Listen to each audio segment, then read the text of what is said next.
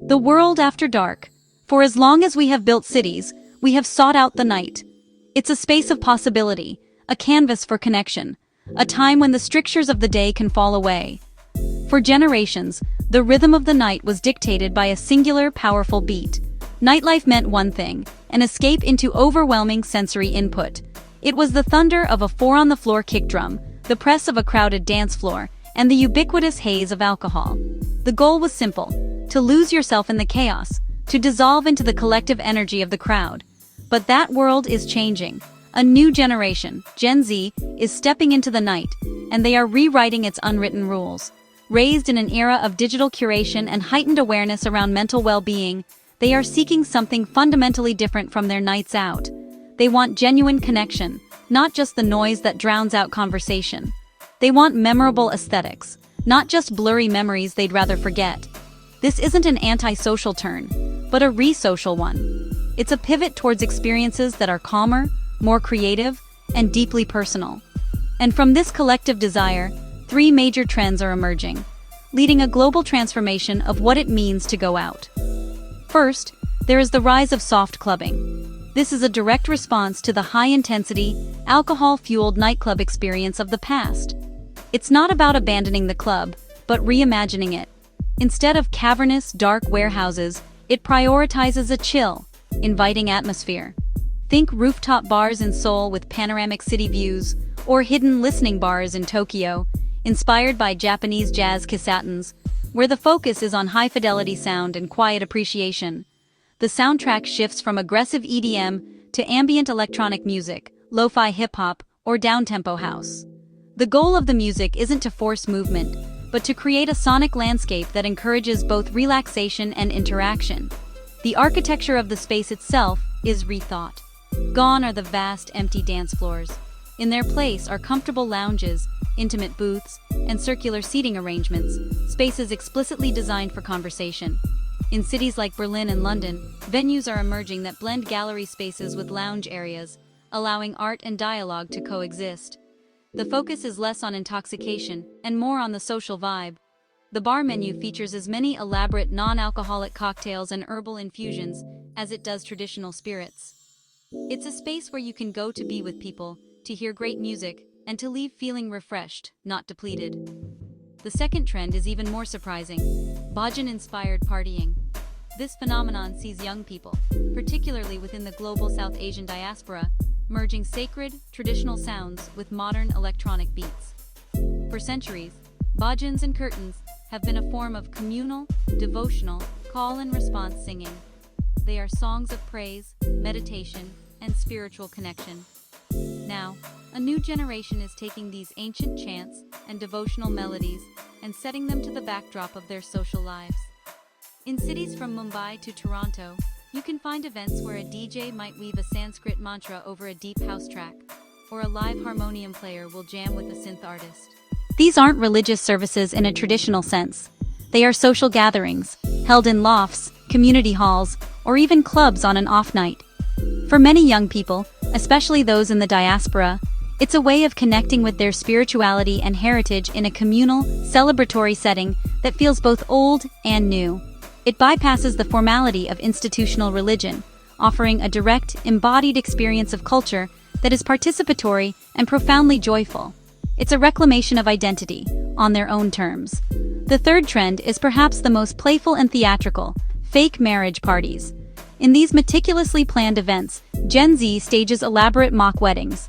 Two friends are designated as the bride and groom, and the entire friend group commits to their roles as the wedding party and guests. The events come complete with themed costumes, choreographed rituals, and of course, elaborate photo opportunities. These aren't serious commitments. The vows are jokes, the rings might be candy, and the officiant is likely the group's funniest friend. Instead, they are a fascinating form of social theater. On one level, it's a loving parody of a major life milestone that feels increasingly distant or even undesirable for many young people facing economic precarity. It's a way to experience the joy and community of a wedding without the pressure, cost, or traditional expectations. On a deeper level, these parties allow participants to play with cultural traditions, explore different roles and personas, and collaboratively create shared stories and memories together. It's about performance, creativity, and the joy of collective make-believe. These three trends, soft clubbing, spiritual chanting, and fake weddings, might seem unrelated at first glance. One is about chilling out, one is about spiritual connection, and one is about playful performance. But they are all threads in the same tapestry, woven from the same fundamental shift in what young people are looking for: intention. These new forms of nightlife matter because they tell us a great deal about the values and desires of Gen Z. This is a generation that grew up online, natively fluent in the language of aesthetics, personal branding, and the curated image. Their physical world is often an extension of their digital one. An event isn't just an event. It's an aesthetic to be captured, a vibe to be communicated. They are also navigating a world of immense complexity and anxiety, searching for identity and community in ways that feel authentic and safe. Their parties are not just for fun, they are also a space for exploration and experimentation. They are a social laboratory where new identities can be tried on without judgment, where cultural traditions are re-examined, remixed, and made relevant, and where new kinds of communities are built, founded on shared values and creative expression rather than just proximity or habit. From the quiet intimacy of a listening bar to the joyful chorus of a modern kirtan, this generation is proving that the most memorable nights are not the ones where you lose yourself, but the ones where you find a part of yourself together. Understanding these trends is key to understanding a generation that is reshaping social life from the ground up, one curated vibe at a time. Imagine a night out that leaves you feeling restored, not drained. This is the promise of soft clubbing, a global movement that represents a fundamental paradigm shift in what nightlife can be. It's a quiet revolution, a collective turning of the dial away from the noise and towards connection. For a generation increasingly seeking authenticity and well-being in all aspects of life, the traditional club experience, with its emphasis on excess and escapism, has started to feel outdated, almost one-dimensional. Soft clubbing is a deliberate, conscious move away from that aggressive sensory overload model. It rejects the notion that a good night out must be measured in decibels, in drinks consumed, or in the frantic energy of a packed dance floor where you have to shout to be heard. It's an answer to the question, what if we could go out, enjoy incredible music and beautiful spaces, but still have a meaningful conversation? While the execution varies from culture to culture, the core features are remarkably consistent across the globe, forming a shared philosophy of intentional nightlife. First, the music is present but not overpowering. The volume is meticulously controlled to what's often called conversational level. The DJ is less of a hype person and more of a sonic architect, curating a journey through genres like downtempo, ambient house, lo-fi beats, and melodic techno. The goal is to create a rich, immersive soundscape that you can sink into, one that complements conversation rather than competing with it. Second, the lighting is atmospheric rather than blinding. Gone are the jarring, anxiety-inducing strobes. In their place, you'll find dynamic, warm-toned lighting, soft projections, and even kinetic art installations. The lighting is a tool to sculpt the space, create intimacy, and foster a sense of calm and wonder. It's designed to be beautiful, to be noticed, and to make both the space and the people within it feel good. And third, the space itself is designed to encourage social interaction, not just frantic dancing. This is perhaps the most crucial element. Instead of one vast open dance floor, the layout is often broken into smaller, more intimate zones. You'll find modular sofas, conversational nooks, and communal tables, all arranged to facilitate connection. The architecture of the venue becomes an active participant in the social experience. With this intentional design, the primary goal is no longer about losing oneself in a chaotic frenzy fueled by alcohol and volume. The objective isn't to escape your reality for a few hours, only to wake up feeling depleted. Instead, it is about finding oneself and each other in a carefully constructed environment of calm, connection, and aesthetic pleasure. It's about being present in a space that respects your senses and values your well-being.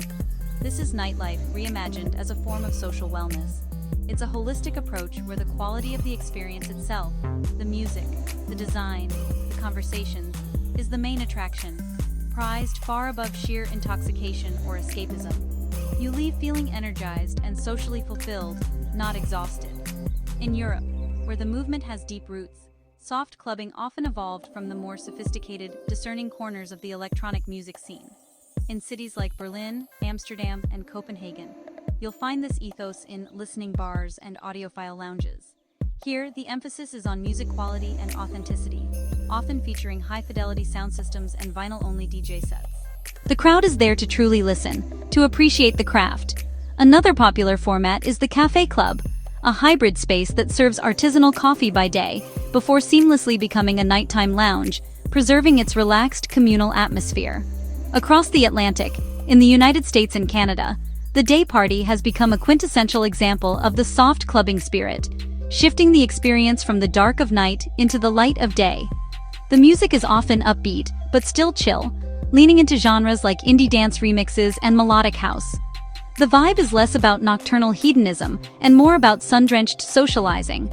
A distinctly North American twist is the explicit fusion of nightlife with the wellness industry.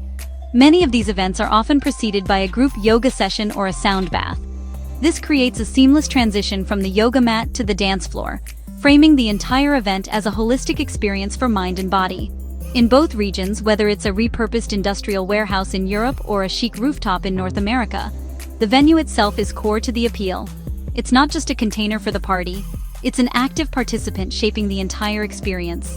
In India and across South Asia, soft clubbing is interpreted through a vibrant cultural lens. Here, aesthetics are paramount, and lush, Instagrammable decor is non-negotiable. Think floral installations, intricate patterns, and warm, inviting lighting. The music often features sophisticated electronic remixes of classic Bollywood or regional folk songs, creating a sound that is both modern and deeply rooted in tradition. Further east, in Japan and South Korea, soft clubbing is often dominated by hyper-specific aesthetics and themed experiences.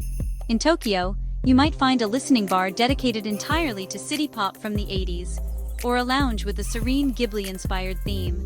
In Seoul, concept-driven spaces are key, from clubs that double as art galleries to silent cinema nights, where patrons watch films on headphones before the DJ starts. In the Middle East, particularly in cosmopolitan hubs like Dubai and Beirut, soft clubbing adapts to local norms and a taste for luxury. Here, opulent rooftop lounges are the signature venue, offering breathtaking city views. The focus is on premium service, plush comfort, and a sophisticated ambiance. While alcohol is available, there's an equally strong culture around elaborate mocktails, artisanal coffees, and the social ritual of sharing shisha. Down under, in Australia and New Zealand, soft clubbing naturally blends with a celebrated outdoor lifestyle and a deep connection to nature. Beachside venues with sunset DJ sets are common, as are bush doofs, or forest parties that prioritize environmental respect, and a chilled-out communal vibe over high-octane raving. The experience is about integrating music and socializing with the stunning natural landscape. This philosophy is even finding its way into the heart of traditional party culture. At larger music festivals, dedicated chill-out zones and ambient stages now function as pop-up soft clubs, providing a necessary sanctuary of calm in an otherwise busy and overwhelming world. They are a recognition that even in the midst of celebration, people crave a space to breathe, connect, and simply be. Section 1. The Sacred and the Social. A new beat. As we've seen, the landscape of nightlife is shifting towards more mindful, connection-focused experiences. But beyond the curated calm of soft clubbing lies an even more profound and surprising trend: the fusion of ancient sacred ritual with the pulse of modern nightlife. Imagine stepping away from the thumping bass and strobe lights of a conventional club and into a space that feels entirely different. The air is scented with incense, the lighting is warm and inviting, and the music is something else entirely.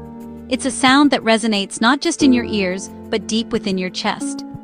This is the world of ritual-inspired partying, a movement that is quietly revolutionizing what it means to gather and celebrate after dark. It's a space where the spiritual and the social don't just coexist. They intertwine, creating a powerful new form of communal experience. So what exactly is it? At its core, this trend involves taking traditional devotional music, like Hindu bhajans, Sikh kirtans, or Sufi qawwalis, and respectfully reimagining it in a social celebratory context. These are songs and chants that have been used for centuries as a form of meditation and worship, designed to quiet the mind and open the heart. The goal isn't to replicate a religious ceremony, but to borrow the transcendent power of these ancient forms and present them in a new, accessible way. It's about tapping into a universal human need for connection, meaning, and collective joy outside the confines of formal religion. DJs and producers are at the forefront of this movement, acting as cultural and sonic bridges. They are actively remixing these sacred sounds, carefully layering ancient melodies and chants with gentle electronic beats, ambient soundscapes, and deep, resonant bass lines. This is a delicate art. It requires not just technical skill, but a deep understanding and respect for the source material. The aim is to enhance the meditative quality of the original music, not to overpower it. The result is a sound that is both deeply familiar to those from the culture and strikingly new to those who are not. It creates a unique space for spiritual connection that feels both deeply personal and wonderfully communal, ancient yet perfectly contemporary. For many, it's a way to experience a sense of peace and elevation that they might not find elsewhere in their busy modern lives. The atmosphere at these events is distinct. Instead of the wild, uninhibited dancing you might see at a typical club, the movement here is more introspective and collective.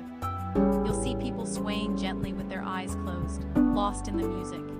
You'll see them clapping along to a shared rhythm or joining their voices together in a collective chant. The energy is less about explosive release and more about a slow, joyful buildup of shared feeling. While this trend is global, India and the broader South Asian region stand as its vibrant epicenter. Here, the most prominent form is Bhajan clubbing. Events in cities like Mumbai, Delhi, and Bangalore draw large, enthusiastic crowds, blending the reverence of a temple with the modern aesthetic of a chic lounge. The call and response format, known as kirtan, is a key feature. The leader sings a line of a mantra or chant, and the crowd sings it back. This simple, powerful interaction breaks down the barrier between performer and audience, transforming everyone present into an active participant. It fosters an immediate sense of unity and shared purpose, making even a large room feel intimate. In North America, the trend often manifests as conscious clubbing or ecstatic dance, deeply rooted in wellness and yoga communities. These events, held in yoga studios, community halls, or even converted warehouses, prioritize mindfulness and self-expression in a substance-free environment. The music is a key part of the journey, often starting slow and meditative before building to a cathartic peak and then returning to a state of calm. In Europe, the trend often appears in dedicated chill-out zones or spiritual sanctuaries at world-renowned electronic music festivals. Here, organizers provide a haven from the intensity of the main stages, blending devotional music from traditions like Sufism and Hinduism with global electronic acts to create a space for rest, reflection, and connection. And in parts of East Asia, particularly in sophisticated urban centers, the integration of ritual sounds is often more subtle and atmospheric. You might find it in high-end tea houses, minimalist cafes, or wellness spas, where ambient tracks incorporating monastic chants or the sounds of singing bowls are used to create a unique and sophisticated ambiance of tranquility. The aesthetics of a ritual-inspired party are crucial to setting the right tone. Organizers go to great lengths to transform ordinary venues, be it a bar, a gallery, or a yoga studio, into sacred-feeling spaces. This isn't just decoration. It's an act of creating a container for a special kind of experience. Soft lighting from candles, lanterns, and fairy lights replaces harsh club lights. Incense is often burned, its fragrant smoke cleansing the space and signaling a shift from the mundane to the meditative. Every detail is considered, from the comfortable floor cushions that encourage relaxed, grounded seating to the use of natural elements like flowers and water. A particularly key element is the deep connection to diaspora communities.